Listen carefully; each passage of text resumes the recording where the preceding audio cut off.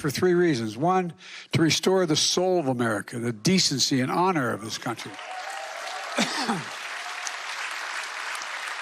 And two, to rebuild the backbone of the country. So the third reason I ran was to unify the country, to unify it. That's been the harder part of it right now. No, I'm serious, because we've become so divided.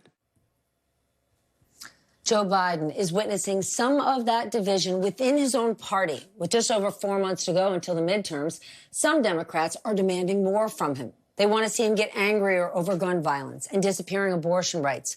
But as A.B. Stoddard put it for the Bulwark, quote, voters put Democrats in power with a very narrow majority. And in return, they got an ambitious COVID rescue plan, a bipartisan infrastructure law, and bipartisan gun reform. If Democrats want more of the legislative priorities addressed, then they should be eager to vote. So let's discuss. With us tonight, former Minnesota Democratic Senator Al Franken, who hosts a podcast bearing his name, and Michael Steele, former chairman of the Republican National Committee and former lieutenant governor of Maryland. Al, what do you think of AB's argument? Biden's got a lot done. That should motivate Democratic viewers, not get them angry. I agree with her. Democrats should stop complaining and get to work. That's how you win elections. Stop working against ourselves and instead get out the vote. I won my first election by 312 votes. I know every vote matters. And your listeners or your viewers should be, they can volunteer. They can call people, Democrats who maybe didn't vote in the last midterm and get them out. Get off your butt. Democrats, stop complaining and win this. This is an incredibly important midterm. If we pick up 2 Senate seats, then there's a chance that we can get legislation done and do something about the filibuster and accomplish what Democrats want to achieve. And the accomplishments that AB talked about were all very big accomplishments. Then why doesn't the president get more credit for them, Michael? Think about former President Trump. He was a real estate guy. Do you remember how many infrastructure weeks he had? I can't even count that high. Biden got it done. Biden got us through COVID. Think about where we were 2 years ago versus where we are today. Does this White House need to do a better job selling this, making this point? So to your first question, why haven't they communicated this? Because their messaging sucks. They're just god-awful at messaging. Why? Why? These are professionals. I mean, Al knows what it takes to put together an uphill campaign against the odds. As he just told you, he won by 312 votes. How do you think he got those extra 312 votes? He messaged the right way to the people of his state who were probably largely suspicious because of his background, because he was a comedian, because he was a Democrat. But he found a way to touch that sweet spot for those voters. This is not complicated. In fact, this is a hell of a lot easier for Democrats now because you just said it. They put in place a COVID strategy that was effective. They put an infrastructure bill after Republicans talked about infrastructure week for God knows how many years. And then they also kind of laid the foundations to try to readjust the economy for the country. The war kind of threw a wrench in that, but they still have an opportunity to go out to the voters to tell them exactly what they've done. But beyond that, they also have to be aware of what the voters don't want. And what they don't want is big, massive explosion of government spending right now on the heels of what has amounted to roughly $10 to $12 trillion of money being infused into this economy since 2017. So the reality for a lot of those voters with respect to Democrats is, thank you for getting us off stupid. All right. So we're past the Trump era. Now lay down the chart for the next 2 years. OK, see if we're interested in some of that. There's some things we're interested in, but I don't want to see this expansive buildup of government spending right now because I'm concerned about these other priorities closer to me, gas prices, et cetera.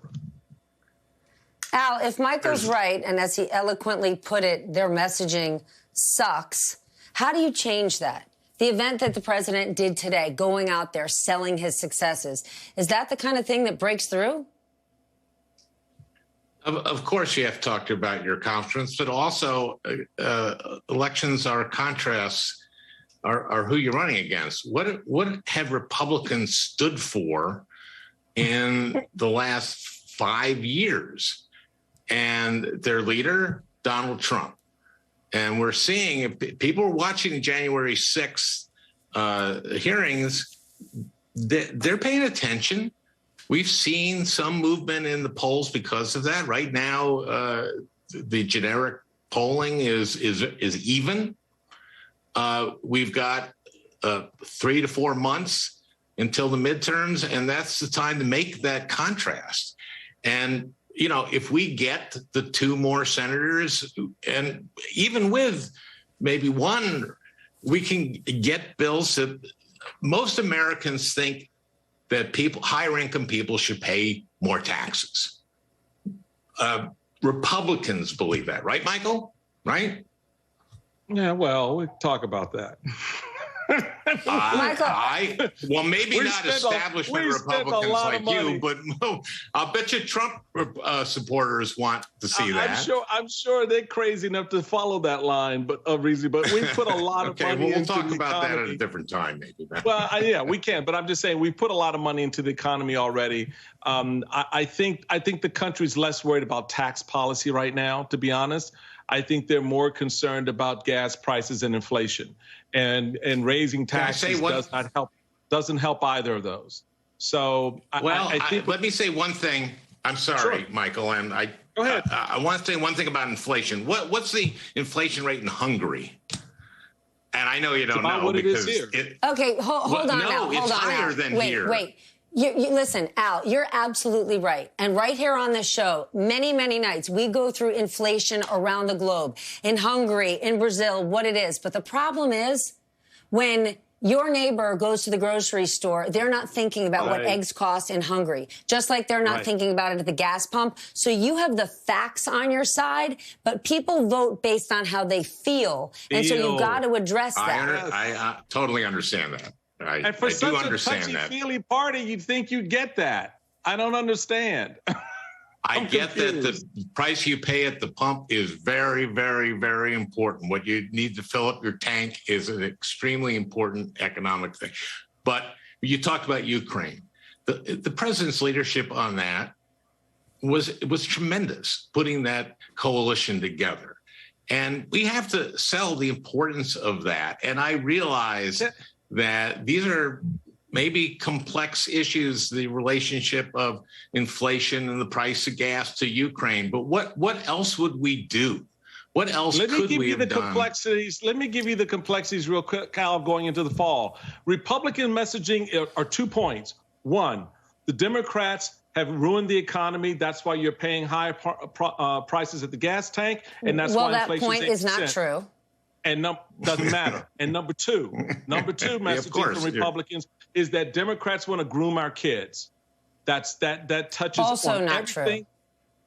True. We know that. That's just but you've got incredibly to be offensive. What is your counter message? Yes, and I know that you don't believe that, Michael. I know you don't believe that. No, I don't. All right, gentlemen. Hold on. I'm not going to let either of you go anywhere, but we do have to take a quick break. We have more to cover on the other side.